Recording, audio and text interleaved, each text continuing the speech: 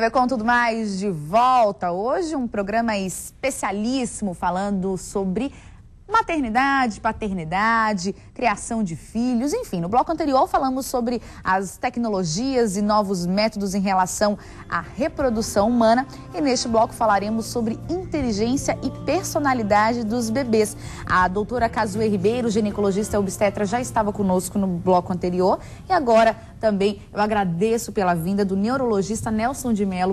Boa noite, doutor Nelson. Boa noite. Obrigada pela vinda. Oh, é um prazer, gente. Doutor Nelson, aproveito já lhe questionando. A inteligência, ela é uma questão hereditária?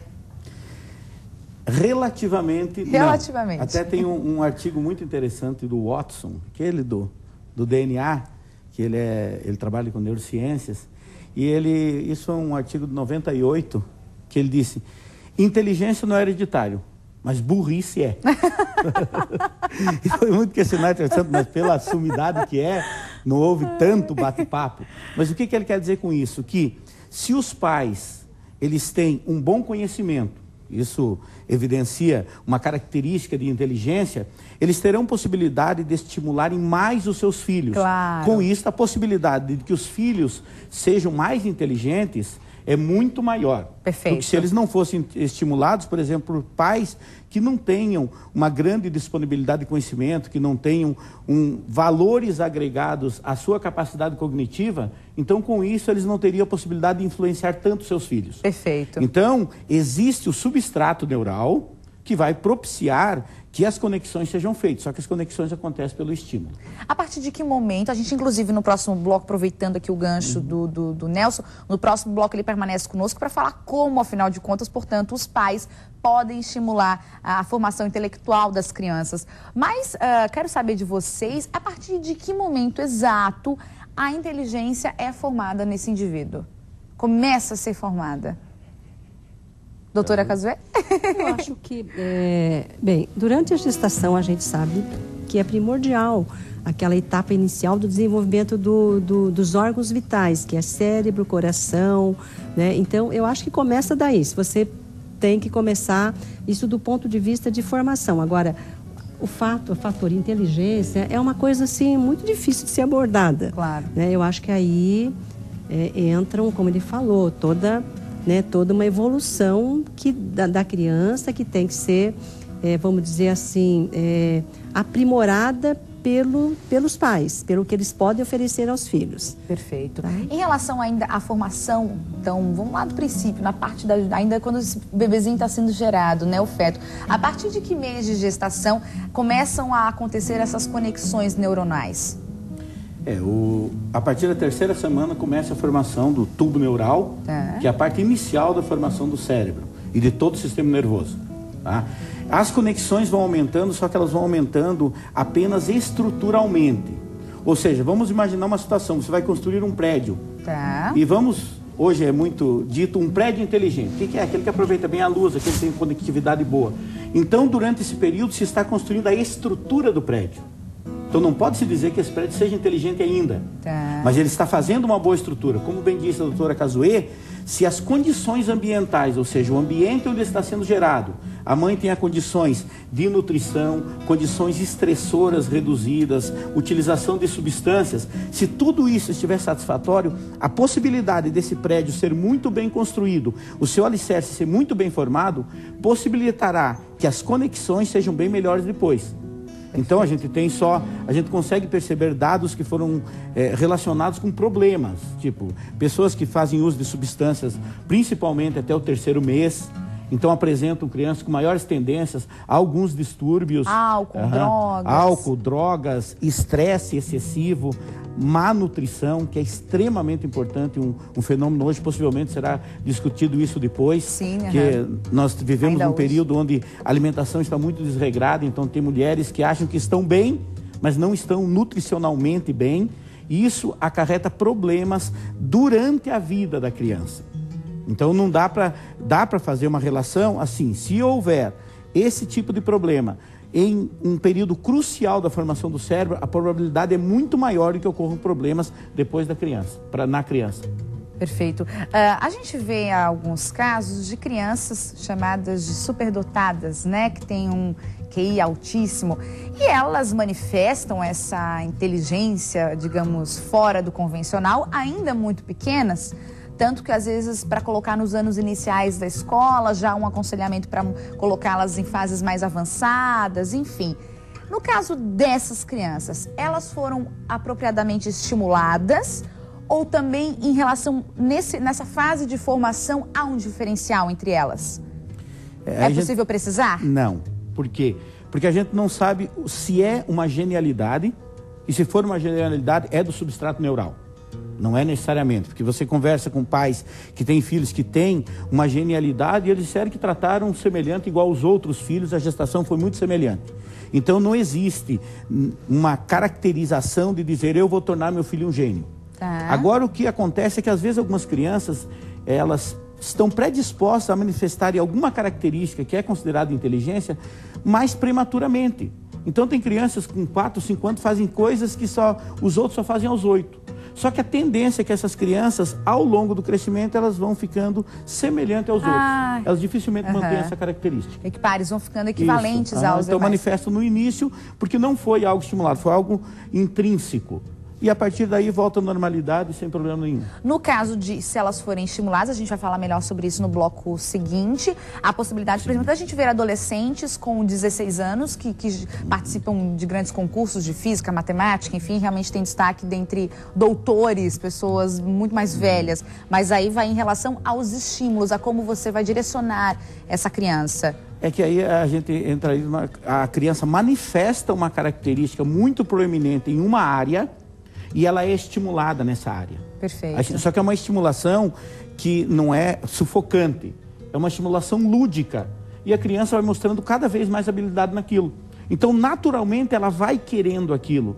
Na verdade, seria como um autoestímulo para aquilo, uma motivação que ela tem para aquilo. Não necessariamente porque os pais o desejaram. Claro, para uma identificação que ela tenha, para uma habilidade que ela tenha mais facilidade, e a gente vai falar sobre o desenvolvimento delas no próximo bloco. Mas eu quero questionar a doutora Casorio. No bloco anterior a gente falava sobre a escolha de algumas características. Se é possível que a ciência faça a determinação da cor dos olhos, ou melhor, do cabelo, enfim, na criança, e a doutora tirou todas as nossas dúvidas. Mas em relação, por exemplo, à personalidade, a personalidade também é um fator passado geneticamente? Ou a convivência com os pais é que define isso, quando há similaridades entre um pai e um filho? Eu acho assim que não existe, digamos assim, uma pessoa que seja igual a outra. Claro. Cada pessoa vai ter suas características próprias. Para isso existe toda essa mistura do DNA. Então uma irmã é diferente do irmão, diferente do outro irmão, etc. Então, o que vai definir assim a diferença, eu acho que cada pessoa, cada bebê, cada criança já tem um certo potencial, como ele falou, ele tem, digamos, alguma característica que o diferencia numa determinada área. De repente, ele tem um potencial para ser bem extrovertido, o outro tem um potencial para ser um inteligentíssimo, entre aspas, como se é que se mede inteligência por aprendizado escolar, coisas desse tipo. Claro. Mas tem o outro que é um aluno, digamos assim, médio, mas que tem um potencial muito grande na área artística, né? Que desenha bem, pinta bem ou canta bem. Então, é muito relativo, né? Eu acho que isso já vem com a criança e é genético. Eu acho que aquilo já é daquela criança, mas não quer dizer que seja hereditário. Né? É da criança, é genético. Por que eu questiono? Porque tem alguns casos de crianças que às vezes nem conviveram, por exemplo, com um pai. Trata-se de uma família em que a mãe é solteira, ou o pai faleceu, ou não convive com a criança por qualquer razão, e a mãe insiste que a criança é muito parecida com o pai, mesmo sem ter tido nenhum tipo de convivência. Por isso que eu questiono em relação a essa parte genética, se a personalidade também poderia ser passada dessa forma hereditária. Existem características que podem ser passadas, e a gente bem vê que conhecendo pais e filhos. Só que aí, os estudos com gêmeos eles respondem e deixam de responder as duas perguntas. Perfeito. Por quê? Quando você pega gêmeos que vivem juntos, eles têm personalidades diferentes. Tá. E quando você pega gêmeos que são separados ao nascimento, gêmeos univitelinos, estão falando, né? Eles têm personalidades semelhantes, mesmo tendo convivido distantes. Tem muitas características parecidas. Então, como a doutora Casoe bem falou, é uma junção da característica hereditária e congênita, então na junção dos dois que surge um ser diferente, aliada aos estímulos que depois vêm ao nascimento. E para falar desses estímulos, no próximo bloco, o doutor Nelson permanece conosco aqui no estúdio. Eu agradeço agora a doutora Casoe, muito obrigada pela vida e também pelas orientações, doutora. Foi um prazer, muito obrigada. Está sempre convidada a voltar, viu? Muito obrigada. E o Nelson permanece conosco aqui no estúdio, porque no próximo bloco, melhor, a gente volta a conversar sobre este assunto. E ainda hoje vamos falar sobre alimentação, já que ambos tocaram tanto nesta tecla de que é importante prestar atenção na nutrição do bebê, tanto durante a gestação quanto nos primeiros meses e anos de vida. A gente vai falar deste assunto também ainda hoje. A gente já volta.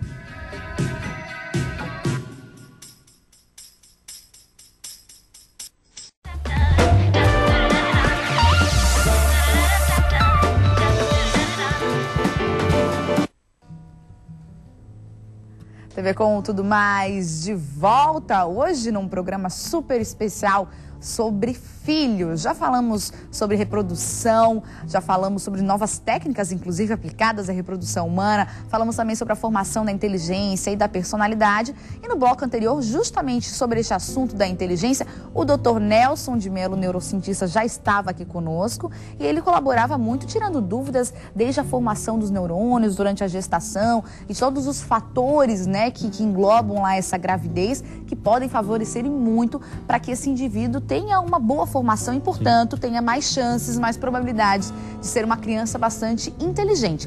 Mas a gente falava também que é importante estimular, principalmente a partir do momento que essa criança nasce, enfim, os pais têm que incentivar para que o intelectual dela seja desenvolvido cada vez mais.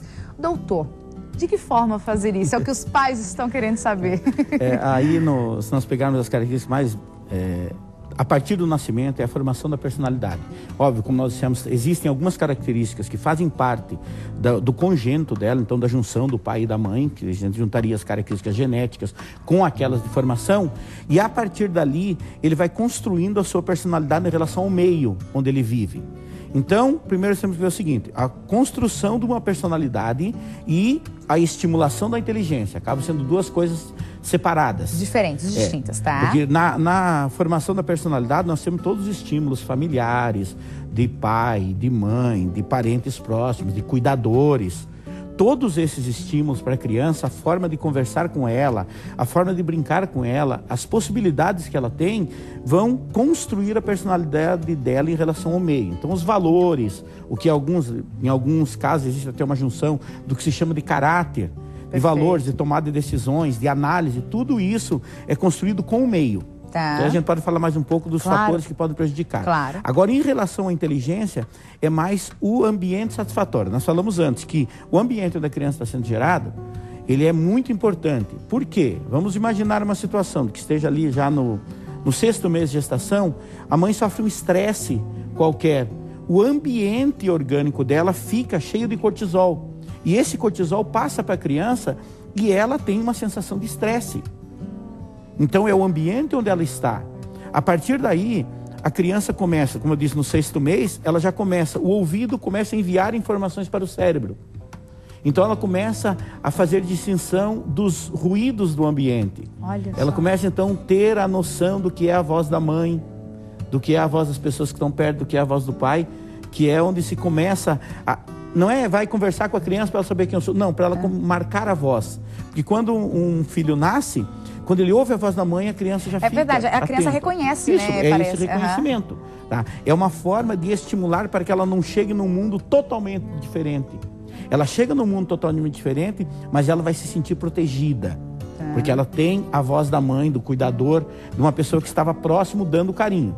Isso quando ocorre isso, né? O mesmo caso pode acontecer o contrário, no caso de brigas, né, doutor? É a mesma coisa. Tem estudos que mostram de crianças que até 3, 4 meses depois do nascimento estão tranquilas. Quando ouvem uma voz, elas começam a chorar copiosamente. Aí vai ver, era uma relação truculenta que existia entre aquela pessoa e a mãe. Então, isso constrói, ajuda a construir também o cérebro da criança e produzir conexões relacionadas ao medo. Então, nós nascemos, o que nos mantém vivo é o medo. Aí, com o medo, nós vamos trabalhando e, a partir daí, nós construímos vários aspectos, tanto do fator inteligência quanto do fator personalidade. Bom, eu falei de estímulos após o nascimento, mas, na verdade, é possível estimular, então, os bebês ainda durante a gravidez. Aí o senhor falou uma questão interessante, doutor, em relação à audição, né? A partir do 6º mês já é possível se comunicar, portanto, com essa criança. Aí eu lhe pergunto, em relação à música, muitos pais colocam música para os bebês ouvirem, inclusive muitos ficam agitados, parece que gostam e respondem a esses estímulos. A música é importante? É um poderoso estimulador cerebral. Tem vários estudos que mostram, já em crianças que ouvem músicas, a gente chama aí de músicas melodiosas, não músicas fortes, ruídos fortes, músicas melodiosas, as crianças têm um cérebro maior. Não dá para fazer a conexão geral de um cérebro maior e maiores capacidades. No entanto, o indivíduo, aí já falando de pessoas, o indivíduo que é musicista, ele tem uma capacidade de aprendizado muito maior do que qualquer outro. Para vários outros aspectos Para várias também. outras coisas, isso. Então, o indivíduo, se ele toca um instrumento, ele tem uma facilidade de aprendizado de muitas outras atividades, não só relacionadas à música. Claro. Então, tem uma cognição muito maior. Que se você imaginar o seguinte, um regente... A atividade de regência é puramente cognitiva. Ele tem que aliar ali o timbre, ele tem que aliar a altura, ele tem que aliar volume. Tudo isso é uma atividade complexa. Ele, sendo um bom regente, ele pega todos os aspectos e isso desenvolve muito a inteligência, para várias outras coisas também. Então, a música é um fator muito importante para o condicionamento da criança, principalmente em relação a ficar mais calma, mais tranquila, serenidade, e isso possibilita melhor concentração, melhor atenção e favorece isso o aprendizado, porque atenção e concentração é que favorece o aprendizado. Que interessante como está tudo relacionado, né? Às vezes a gente passa despercebido, né, doutor? Mas tudo solto. É verdade. Se nós pegarmos hoje, só comentando, crianças que nascem em grandes cidades com muitos ruídos, elas têm uma tendência muito maior a desenvolverem alguns distúrbios depois, relacionados com hiperatividade, por prejuízos de atenção. Porque tem essa interferência, né? Hiperatividade por essa intensa interferência. Bom, então, portanto, o senhor dizia, é bom a gente frisar, não qualquer tipo de música. Não é qualquer tipo de música. Aí, para os pais que se interessaram, quem sabe aí, então, passando por uma gestação. Livros que falam sobre isso, os tipos de música. Tem, inclusive, uma ciência que é a musicoterapia, que utiliza a música como um fator curador e como um fator redutor do aparecimento de alguns problemas. Olha que maravilha. Então dá para encontrar muita coisa boa sobre música e criança no desenvolvimento infantil. Além da música, ainda dentro do período da gestação, tem algum outro tipo de hábito que os pais podem manter que também seja benéfico? É aquela situação, a mãe tem que estar bem. Porque a gente sempre esquece, tem que fazer isso para a criança. Não, tem que fazer para a mãe. Porque o ambiente, por exemplo, se a mãe faz uma coisa que a deixa feliz, toda aquela liberação de endorfina passa para a criança. Assim como uma situação estressora passa, a endorfina, a sensação de bem-estar passa para a criança. Ela começa a se acalmar com aquelas situações que acalmam a mãe, que deixam a mãe feliz. Então eu digo, se quer ter um filho feliz, deixa uma mãe feliz durante o período de gestação. Isso é bom para as mamães, hein? Vão ficar ainda mais manhosas depois dessa informação. Exato, hein, doutor? Porque aí você tratando bem a mãe, ela sempre estará num ambiente endógeno, um ambiente satisfatório. Essa criança sempre sentir-se-á assim. E merecem, né? As mães ficam tão mais sensíveis e tudo mais. Às vezes, né, não são todos os papais que têm paciência devida com as mães, né? Toda a mudança que ocorre em relação aos hormônios, daí as instabilidades emocionais, algumas situações que ela quer, não vamos falar de desejo, mas que ela gostaria que fosse diferente. Então, nesse momento, ela sentindo-se apoiada, ela passa a sensação de bem-estar, de apoio para o filho. Aí o filho já nasce com essa condição.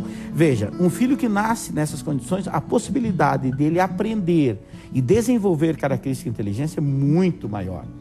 Porque aí o que vai acontecer? Ele está mais apto a brincar, ele está mais apto a praticar atividade física, ele pode ter uma educação alimentar muito mais satisfatória. Então todos esses fatores contribuem para o que a gente chama geralmente de inteligência. E no período na primeira infância, esse período, então a gente tem que deixar a criança brincar com cada coisa relacionada à sua fase.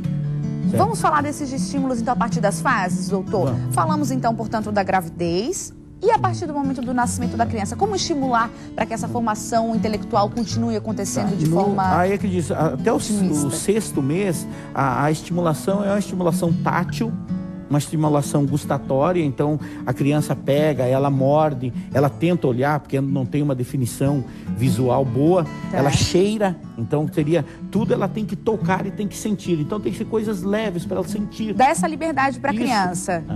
Aí, a partir do 6º mês, então pode dar mais alguma coisa com cores, para que ela desenvolva habilidades visuais. Então, se for com barulho, tem que ser um barulho nada estressor. Criança que gosta de barulho é depois. Tá? Por enquanto, não. Então, coisa com um pouco de barulho, assim, alguns barulhos calmos, que ela se acalma. Às vezes tem aqueles brinquedos que tem os barulhinhos dos animais, Isso. né? E tem alguns barulhos, a gente chama de barulhos que lembram o ventre. Então tem alguns barulhos que lembram o ventre, então ela se sente calma, como relaxa. se ela estivesse novamente no ventre. Depois vai para aquele grupo de brinquedos onde ele possa construir mais. Então você não pode cortar a criatividade da criança, senão ela tem que construir, tem que virar. A partir de 1 ano? A partir de 1 ano já dá para dar eventualmente um lápis para ela rabiscar, colocar o papel, até se ela quiser passar com o dedo, tudo no local, porque todo mundo fica com medo de passar nas paredes. É verdade, Então, e para ela tudo, né? Para ela desenvolver tudo. Só que é o seguinte, sem forçar nada. Tá? É claro que a brincadeira tem que ser sem limites. As outras situações é que vai aos poucos colocando os limites, fazendo os contratos, explicando, porque você tem que conversar com a criança em cada linguagem que ela entende. Claro. Então não adianta chegar com um menino de 1 ano e fazer explicar para ele uma teoria de por que ele não pode pôr o dedo na tomada, explicar o que é corrente elétrica. Né? Então tem que... É forçar demais uma coisa criança interessante que pode ver, todos os pediatras falam, criança não é retardada. Você chega falando... Com voz de bebezinho. Ai, mas não pode nem um pouquinho, doutor. Não, você pode Pras fazer mães uma é fofura. tão difícil não fazer a fofura. Isso, uma fofura. Mas agora na conversa, quando bater um papo, criança de 1 ano, você já bate papo com ela. Claro. Então falar normalmente, tá? Tentar descobrir as habilidades dela, reforçar essas habilidades. E uma coisa muito interessante nisso tudo, daí na formação da personalidade, é mais importante do que a forma que conversa com a criança, é o tom de voz com a criança. Então, como ela está com na evolução, nós temos um sistema de medo que é muito facilmente estimulado. Então, o tom de voz, você pode reduzir muito a possibilidade da criança se expor. Reprimi-la mesmo sem querer. Isso, só da forma que fala. Aí o que acontece? Você tem que deixar que ela tenha a expressão de riso, de tristeza, de ira. Sabe? Às vezes a criança fica irada, deixa que ela extravase. Tá? Depois, numa hora mais calma, você tenta conversar com ela, dialogar para ver o que foi aquilo, se já está na fase do diálogo, se ela já consegue compreender. Então toda essa linguagem ela precisa ser em tempo. E uma coisa, antes de 2 anos e meio, o ideal é que não tenha nada eletrônico. Sabe? Nem televisão, por exemplo, assistir muita televisão? O ideal seria que não. Só que hoje, eu converso com muitas mulheres e falo, não, mas não tem coisa melhor, eu vou viajar, coloco lá um DVD... Tudo bem, aí é uma situação esporádica. Tá? Não vai ficar toda hora olhando para a criança, coloca o DVDzinho. Agora, se tiver possibilidade, o que mais constrói uma personalidade segura, que é a criança que tem uma autoestima boa, um adulto independente. É o afeto. Por quê? Porque você vai estar se construindo num período onde você tem suporte, onde você tem confiança. Não é cobrir a criança numa redoma. Claro. Não, mas ela sabe, se ela cair, se quebrar, ela vai se quebrar. Só que ela tem onde voltar. Ela tem quem dá confiança. E isso é construir limites e dar segurança. Tá? Vai soltando a cordinha. Claro. Quando vê que faz demais, você tem que puxar. Não vai atrás com a cordinha. Mas ela pode ter escolhas também. Sim, é importante dar esse espaço. Dar a possibilidade dela ter as escolhas. Tá? Se a escolha não for a melhor naquele momento, às vezes é necessário que ela sinta o seu erro. Então, para construir uma resiliência, ela tem que saber que nem tudo é do jeito que ela quer. Porque daí é uma forma de você mostrar para ela como é a vida. E quanto antes ela aprender, melhor, né, Melhor, doutor? porque o mundo não tem pena de ninguém. Deixei cair aqui. Tem adultos, por exemplo, que não sabem lidar bem com essa questão dos limites, por exemplo. Né? E os limites e outra coisa importante é frustração. Criança precisa ter frustração. É claro que você não vai criar uma criança frustrada, senão você reduz um monte de habilidades dela. Mas ela tem que ter frustrações, porque o mundo frustra muito. E se ela não construir essas frustrações, em termos neurológicos, diz que frustração é você construir umas sinapses negativas, onde você tem que brecar alguns comportamentos, porque na hora é melhor recuar do que você atacar. Claro. E isso se constrói com algumas frustrações de resiliência. Olha só. Aí você consegue fazer com que a pessoa tenha uma autoestima boa. Se ela tiver uma autoestima boa, ela tem muito maior, as suas possibilidades são muito maiores do sucesso. E superproteção, por exemplo, já não seria o caminho nesse caso. Não. Bom, doutor, para a gente finalizar, não posso deixar de perguntar em relação às habilidades e à personalidade que você dizia. A gente está citando aqui tantas formas de estimular as crianças, aí tem pai em casa que está pensando, poxa, quando eu tiver meu filho, vou colocar ele na aula de música, vou colocar ele na natação, vou colocar ele no futebol, vou colocar ele no karatê, vou colocar ele em curso de línguas, vou colocar essa criança em tudo. Mas eu acho que tem um limite também para a escolha de todas essas atividades. E eu ouvi falar em janelas de oportunidades, que são os momentos em que a criança desperta essa habilidade, esse interesse. Tem que respeitá-la nesse sentido também, doutor? Hoje você encontra crianças de 6 anos que têm uma agenda mais ocupada do que um adulto. Por quê? Porque ele tem karatê, ele tem inglês, ele tem não sei o quê. Você tem as habilidades que são desenvolvidas em alguns períodos. Então o que tem que fazer? Você tem que observar a criança, tem que respeitar muito a vontade dela.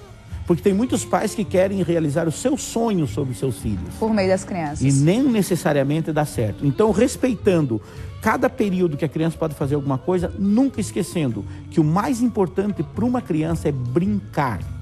O lúdico é que desenvolve o cérebro. O lúdico que ela aprende. Se vai brincar com outras crianças, ela aprende a ter limites, ela aprende a ter respeito com os outros, ela aprende que ela pode ganhar, pode perder, então pode praticar uma atividade esportiva, que ela aprende a perder, ela aprende a ter companheirismo. Ali de igual para igual. De igual né, para igual, além da atividade física mesmo. Só que tudo tem que ser respeitado, não pode sobrecarregar uma criança. Se sobrecarregar uma criança, os prejuízos serão perenes. Então, deixa a criança viver como criança, tendo todas as possibilidades para que ela cresça e com isso ela desenvolva suas habilidades. Personalidade de criança se desenvolve mais até lá pelos 7 anos. O que você incutir de princípios e valores para uma criança nessa idade, ela levará para o resto da vida. Permanece para o resto da vida. Então a gente pegar aí só para finalizar, filósofos que diziam eduque a criança para não punir os homens, Pitágoras falava isso. Verdade. Ou se nós formos pegar Bíblia, eduque a criança no caminho que deve andar e mesmo quando for velho não se desviará dele. Então essas coisas que são ditas há milhares de anos já continuam valendo hoje. É verdade. E mais do que dar tudo para o filho, é dar tempo para o filho. Então isso é o mais importante hoje. Quando eu converso com pais, quando eu atendo pais que têm problemas com os filhos, o que eu mais vejo é querem comprar o filho pelo tempo que eles não podem dar ou não querem. Eu digo não querem porque às vezes é preciso trabalhar, mas se der jeito, Claro.